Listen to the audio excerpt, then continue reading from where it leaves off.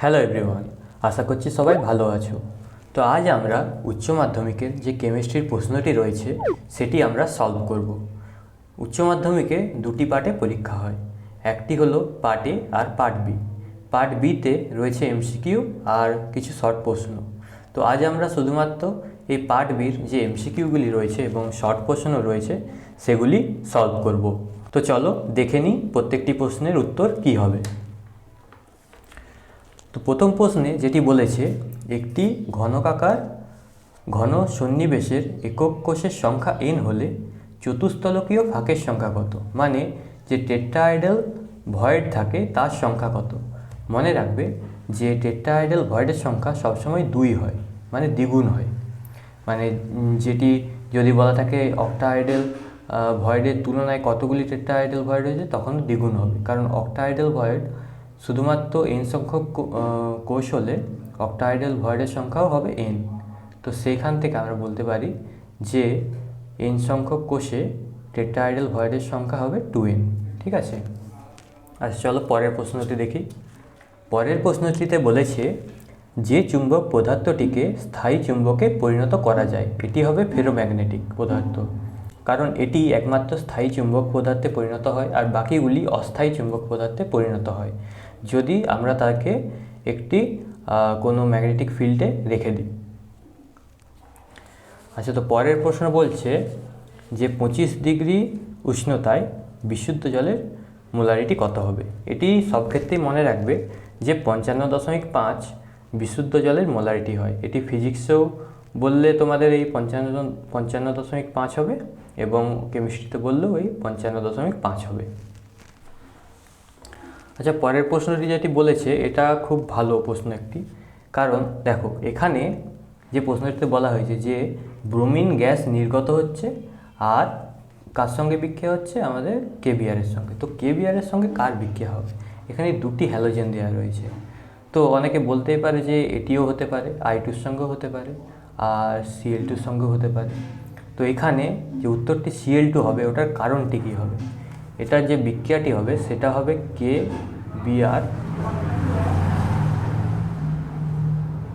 KBr plus Cl2, এর থেকে উৎপন্ন হবে KCl প্লাস Br2। আর তোমরা এটিকে ব্যালেন্স করে দেবে, তাহলে হবে 2 আর এখানে হবে 2। ঠিক আছে, তো এখানে যে কারণটি হবে কেন ক্লোরিনের সঙ্গেই এই বিক্রিয়াটি হলো, এটিতে আয়োডিন কেন হলো না। ক্লোরিন হলো কারণ ক্লোরিন আর এই যে পটাশিয়াম রয়েছে তাদের যে সাইজটি রয়েছে তাদের মধ্যে অনেক সিমিলারিটি রয়েছে, মানে তাদের সাইজটি অনেকটি একই রকমের। তো তারা ভালো বন্ধন গঠন করতে পারবে। যদি এখানে আমরা আয়োডিন নিতাম, আয়োডিনের সাইজ অনেক বড় ক্লোরিনের এই পটাশিয়ামের তুলনায়, সেই কারণে তারা ঠিকঠাকভাবে মানে বন্ধন গঠন করতে পারবে না।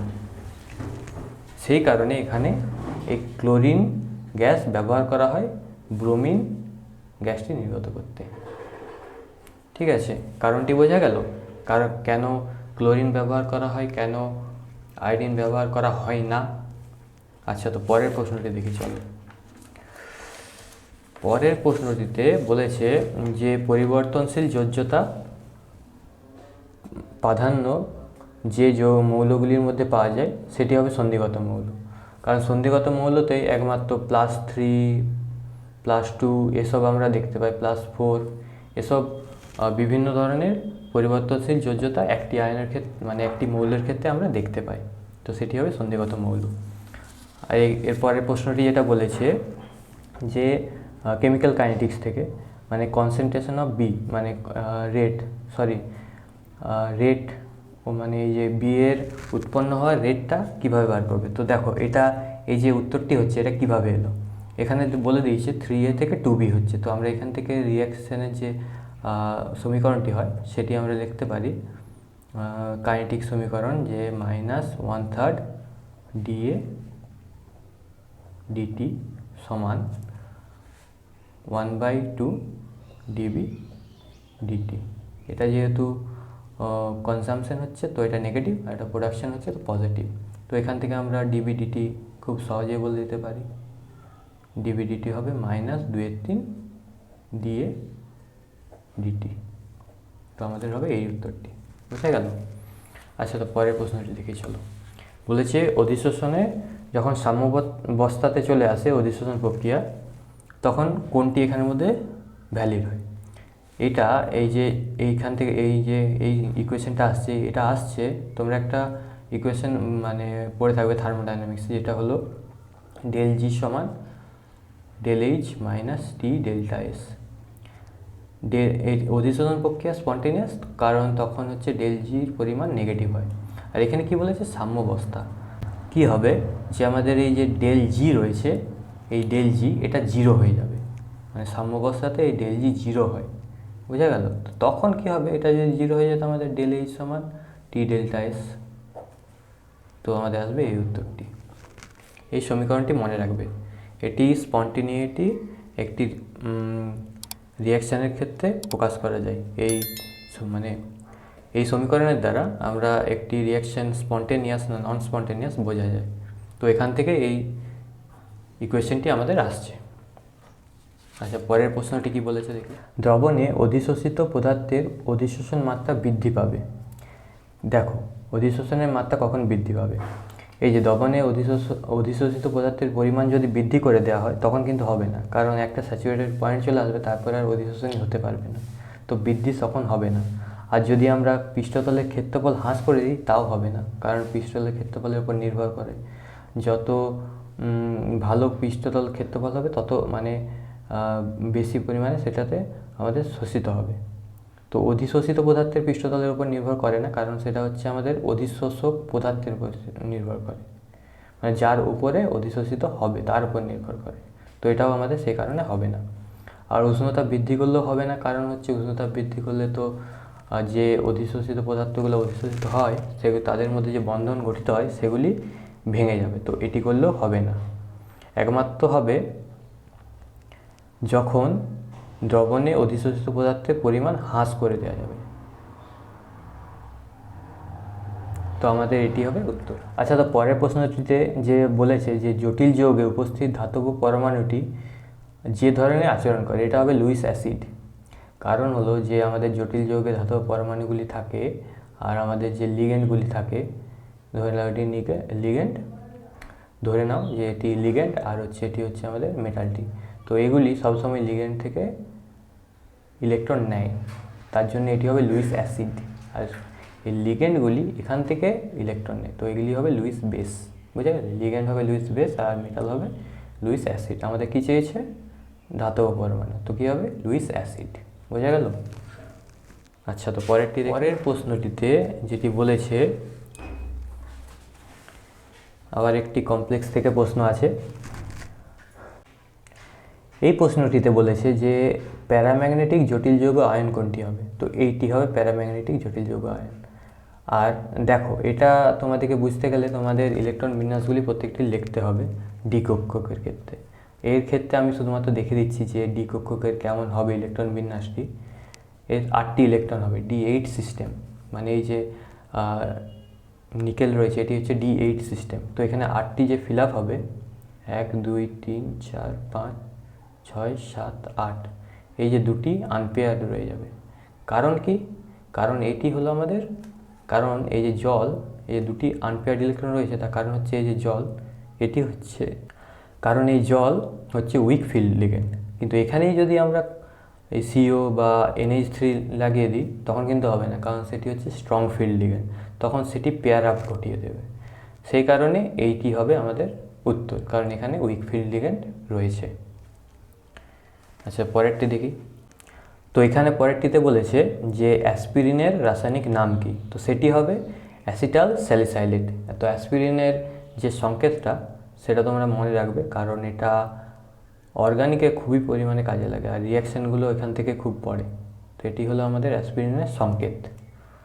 এইটি ফেনল থেকে আমরা এটা তৈরি করি। আচ্ছা, তো পরের প্রশ্নটি বলেছে যে ক্ষারীয় দ্রবণে উপস্থিতিতে নিচের কোনটি SN1 বিক্রিয়া সহজে অংশগ্রহণ করবে? এটা হবে এই লাস্ট অপশানটা। কারণ কি? কারণ এটি যদি ক্ষারীয় বিক্রিয়া দেয় মানে SN1 পাথ হচ্ছে, মানে কি আমাদের ইন্টারমিডিয়েট একটা তৈরি হবে। তো সেই ইন্টারমিডিয়েটটা কি হবে, এটা আমাদের ইন্টারমিডিয়েট 3 ডিগ্রি কার্বোক্যাটায়ন তৈরি করবে। এই যে এটা Me Me Me মানে CH3 CH3 আর এখানেও CH3, 3 ডিগ্রি কার্বোক্যাটায়ন। এটা কি করবে, এটা 2 ডিগ্রি করবে, এটা 1 ডিগ্রি করবে, এটাও 2 ডিগ্রি করবে। তো আমরা জানি যে ইন্টারমিডিয়েটের 3 ডিগ্রি কার্বোক্যাটায়ন সবচেয়ে স্টেবিলিটি গেইন করে বিকজ অফ হাইপার কনজুগেশন। তো এখানে যেটি সহজেই বিক্রিয়া দেবে সেটি হলো এটি, কারণ এটি 3 ডিগ্রি কার্বোক্যাটায়ন ফর্মেশন করবে। আচ্ছা চলো পরেরটি দেখি। পরেরটিতে বলেছে ফর্মালডিহাইডের সঙ্গে অ্যামোনিয়ার বিক্রিয়ায় কী গঠন হবে। এখানে টেট্রামিন তৈরি হবে, হেক্সামিথিলিন টেট্রামিন। এই যে ফর্মালডিহাইড, এখানে তোমরা সংকেতগুলি খুব মনে রাখবে। আমি মিথিলিন ট্রায়ামিনের সংকেতটি দেখিয়ে দিচ্ছি। এটা থাকে এইরকম, নাইট্রোজেন থাকে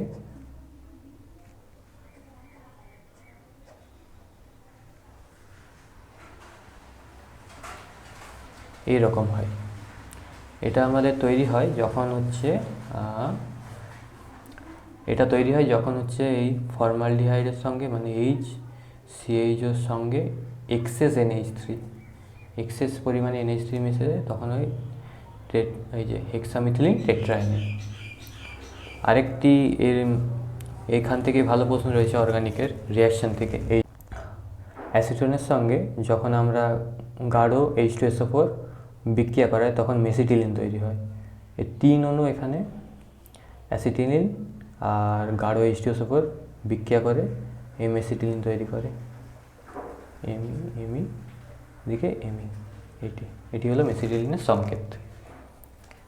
অর্গানিকে পড়ার সময় সবসময় কিন্তু এগুলি খুব ভালো করে প্র্যাকটিস করবে, নাহলে পরীক্ষার হলে ভুল হয়ে যাওয়ার সম্ভাবনা এখানে অনেক থাকে। আচ্ছা তো চলো পরেরটা দেখি। পরেও আবার একটি অর্গানিকের প্রশ্ন রয়েছে যে ক্লিমেনসন বিজারণ, এখানে ব্যবহার করা হয় ZnHgHCl। এখানে কি হয় এই বিক্রিয়াতে, যে কার্বনিলটা যে থাকে এই কার্বনিল গ্রুপটা, ঠিক আছে, এটা আমাদের এই রিডাকশন হয়ে CH2তে পরিণত হয়, অ্যালকেনে পরিণত হয় ক্লিমেনসন বিজারণে। তো নেম রিয়াকশানটা খুব ভালো করে দেখে রাখবে এই ক্লিমেনসন, এখান থেকে খুব প্রশ্ন আসে। আলোক সক্রিয়তা দেখায় না। আলোক সক্রিয়তা দেখায় না কারা, যারা হচ্ছে অ্যাকাইরেল যৌগ হয়। তো এখানের মধ্যে অ্যাকাইরেল হবে গ্লাইসিন একমাত্র, কারণ গ্লাইসিনের স্ট্রাকচারটা দেখো কি, যে NH2CO2H, দেখো এই যে এইরকম।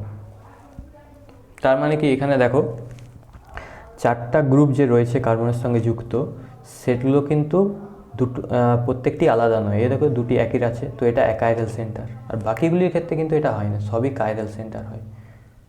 তোমরা এই প্রোটিনের প্রত্যেকটির যে ইম্পর্ট্যান্ট অ্যামাইনো অ্যাসিডগুলি রয়েছে, তো তার স্ট্রাকচারগুলো কিন্তু খুব ভালো করে মনে রাখবে, মানে তাদের সংকেতগুলি, না হলে কিন্তু এখানে কোশ্চেন করতে খুব অসুবিধা হবে। তো আলোক সক্রিয়তা দেখায় না যারা অ্যাকাইরেল হয়, এখানে অ্যাকাইরেলকে গ্লাইসিন, ঠিক আছে। তো এটি হবে উত্তর। আচ্ছা তো চলো পরের প্রশ্নটি দেখি। ইনসুলিন এক প্রকারের প্রোটিন, এটা মনে রাখবে, এটি খুব এটার থেকে অনেক প্রশ্ন পড়ে। এটা বায়োলজিতেও খুব ইম্পর্টেন্ট, আর তোমাদের এখানে যেহেতু অ্যামাইনো অ্যাসিড রয়েছে, তো এখানেও রয়েছে আমাদের ওই জৈব, মানে যে ন্যাচারাল পার্টে রয়েছে, ন্যাচারাল প্রোডাক্ট, সেখানে এই ইনসুলিন বা তারপরে DNA এগুলির ব্যাপারে, গ্লুকোজ। তো এটি এক প্রকারের প্রোটিন। এটাতে বলেছে যে প্রোটিনের আদ্র বিশ্লেষণে প্রাপ্ত অ্যামাইনো অ্যাসিডের সংখ্যা, এটি হবে 20।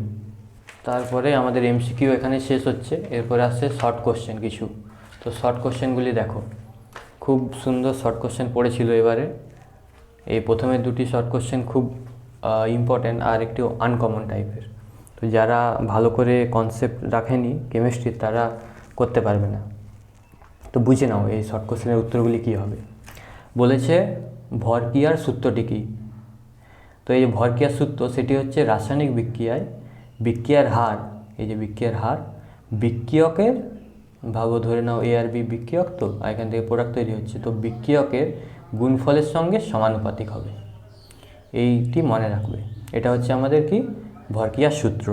আর এই ভরক্রিয়ার সূত্র থেকে আমাদের একটি নতুন জিনিস আসে যে এই অ্যাক্টিভ মাসের কনসেপ্ট। তো সেখান থেকে আমাদের এই অথবা দিয়ে প্রশ্নটি দিয়েছে। তো সক্রিয় ভর কী জিনিস? সক্রিয় ভর হলো মোল সংখ্যা বাই আয়তন, মানে একক আয়তনে মোল সংখ্যা, মানে একক আয়তনে যত মোল সংখ্যক রিঅ্যাক্ট্যান্ট প্রোডাক্টে পরিণত হচ্ছে, সেটাই হচ্ছে আমাদের সক্রিয় ভর। বুঝতে পারলে? আচ্ছা চলো পরের প্রশ্নটি দেখি। আবার পরের দুটি প্রশ্ন খুব রিলেটেবল দিয়েছে।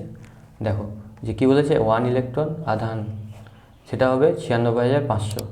এই মানটি তোমরা মুখস্থ রাখবে বা মনে রাখবে, কারণ এই মানটি অনেক অঙ্কতে লাগে। এই চ্যাপ্টারে যে অঙ্কগুলি রয়েছে সেই চ্যাপ্টারের অঙ্কতে এই মানটি খুব লাগে, 96,500। তো 1 মোল ইলেকট্রনের আধান হচ্ছে 96,500 কুলম্ব। এটা অবশ্যই বলবে যে কুলম্ব। আর এখানে একটি দিয়েছে এই রিলেটেডে, মানে এই রিলেটেড অঙ্কটি। আচ্ছা পরের প্রশ্নটি যেটা বলেছে এইটারই রিলেটেড অঙ্ক। যেমন হচ্ছে অ্যালুমিনিয়াম 3+ আয়নে পরিবাহিত তড়িতের পরিমাণ কত কুলম্ব হবে। এখানে দেখো এটা মনে রাখবে যে যখনই তোমাদের আয়ন দিয়ে দেবে না, ভাবো এখানে দিয়েছে অ্যালুমিনিয়াম 3+, যদি বলে দিত ক্যালসিয়াম 2+, তখন কী হতো? তখন কি করবে যে এই যে আয়নগুলি গঠিত হচ্ছে, এই আয়নটি গঠিত হচ্ছে কি ইলেকট্রন বেরিয়ে যাওয়ার জন্য। কটি ইলেকট্রন বেরিয়েছে এখানে? 3টি। আর যদি ক্যালসিয়াম 2+ হতো তখন কি হতো? তখন বেরোতো আমাদের ক্যালসিয়াম 2+-এ 2টি ইলেকট্রন। তো আর আমরা কি জানি একটি ইলেকট্রনের আধান কত? 96,500। তো সেখান থেকে হয়ে যাবে, এখানে যেহেতু বলছে L3+, 3 × 96,500। তো এখান থেকে আমাদের উত্তর চলে আসবে যে এত কুলম্ব আধান তড়িৎ, মানে তড়িতের পরিমাণটা কত? এই যে এত কুলম্ব। বোঝা গেল? 3-এর সঙ্গে ফ্যারাডে গুণ হয়ে যাবে। আর যদি আমাদের কুলম্ব না বলতো তাহলে এখানে এটাতেই রেখে দিতে যে 3 ফ্যারাডে। যে প্রশ্নটি দিয়েছে হোয়াট ইজ সল, মানে সল কি, আর উদাহরণ দাও। সল কি? সল হলো দুটি থাকে, মানে আমরা যে কলয়েডে দুটি মাধ্যম থাকে, তা সেগুলি নিয়েই তো বাকি সবগুলি তৈরি হয়, যেমন সল, জেল এগুলি রয়েছে। তো সলের ক্ষেত্রে কি হয়? বিস্তার মাধ্যম হয় তরল আর বিস্তৃত দশা হয় কঠিন, মানে তরলের মধ্যে কঠিন ঘুরে বেড়াচ্ছে, সেটি হচ্ছে আমাদের সল। তো উদাহরণ কী হবে? গোল্ড সল। আর কিছু উদাহরণ রয়েছে যেগুলো তোমরা বইয়ে দেখে নিতে পারো। তো এটি সবচেয়ে মনে রাখা সহজ, তো এটি ওইখানে উদাহরণ হিসেবে দিলাম। তারপরে দেখো বলেছে কেমিস অপশন, মানে রাসায়নিক অধিশোষণ আর ভৌত অধিশোষণের মধ্যে পার্থক্য। যে মেন ডিফারেন্সটা রয়েছে সেটি হলো এই বন্ধনেরই, মানে রাসায়নিক অধিশোষণ বা কেমিস অপশনের ক্ষেত্রে যেটা হয় সেটা হচ্ছে রাসায়নিক বন্ধন গঠিত হয়, মানে এই যে অধিশোষিত, মানে যার উপর অধিশোষিত হয় পদার্থগুলি তার সঙ্গে রাসায়নিক বন্ধন করে নেয়। কিন্তু ফিজিক্স অপশনের ক্ষেত্রে, মানে ভৌত অধিশোষণে, সেখানে বন্ধন তৈরি হয় না। সেখানে কি হয়?